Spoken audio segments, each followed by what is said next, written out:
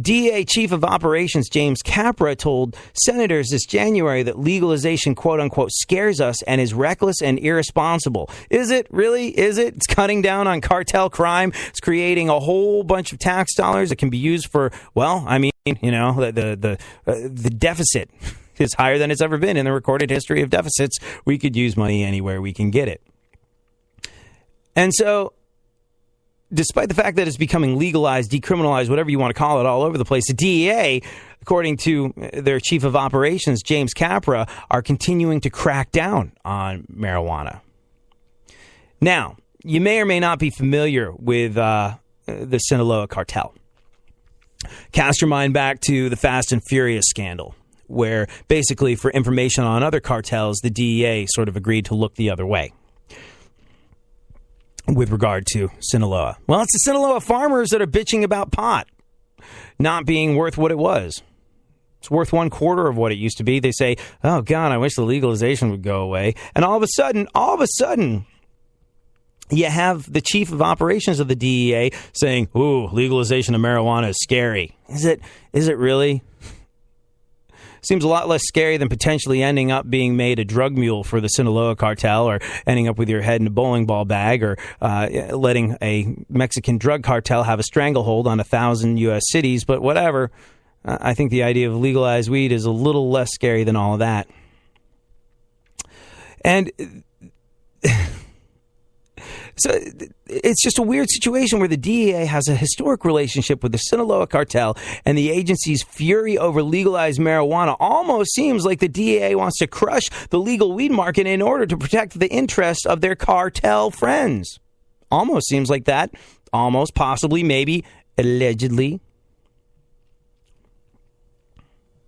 A lot of people say that the DEA doesn't want the drug war to end. If it ends, they don't get their toys, they don't get their budget. Once the drug war ends, they're not going to have the kind of influence in foreign government that they once did.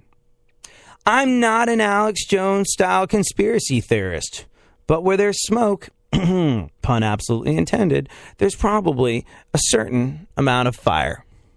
Wouldn't you agree? Man, so much to get to. We're just not going to get an opportunity to do it. Let's talk really quickly for a second about Funkhauser and his domestic partnership situation. You just moved in together, right, Funkhauser? Yes, correct. And she listens to the show occasionally. Think she's listening to this one? Yeah, but she gets into meeting time about 30 after the hour, so she catches the first part. And it's not like she's enough of a super fan to go back and listen to the podcast. Sometimes if I say, hey, you got to listen. Okay, so if we can... she's probably not listening now, right? Right. Good, let's talk about her. Okay. And it's not like we're going to cast aspersions. This is just... look, everybody's got something their significant other really, really hates. It might be your pit-stained Sticks t-shirt, your dog butler statue, or your collection of miniature bells, especially the miniature bells. Nobody likes those miniature bells. What the hell's with the miniature bells? Or any kind of figurine that your that your girl might bring to the relationship. So how do you get rid of them? Well, in a new survey, 31% of people say they've conveniently lost their partner's stuff during a move. Unsurprisingly, women are more likely to lose their husband's stuff during a move than vice versa. But it does happen. The most common things women get rid of are their husband or boyfriend's unfashionable clothes, sporting memorabilia, gifts from exes. Most common thing men get rid of are their wife or girlfriend's gift from exes, stuffed animals. Oh, they just collect so much dust. And clothes that she never wears.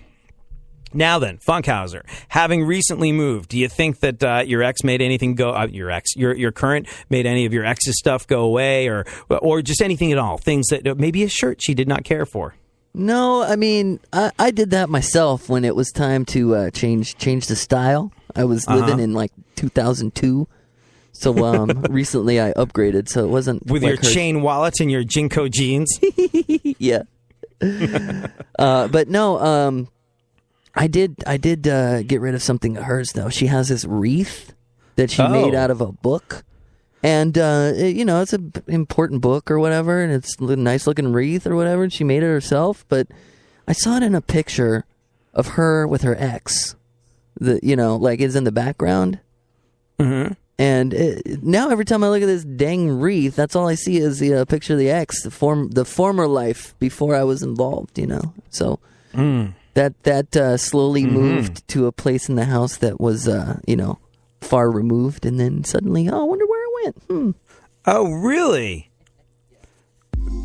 How many man hours do you think she spent creating this wreath with her hands out of a book? Too much for me to just toss away. But you did it anyway? Yeah.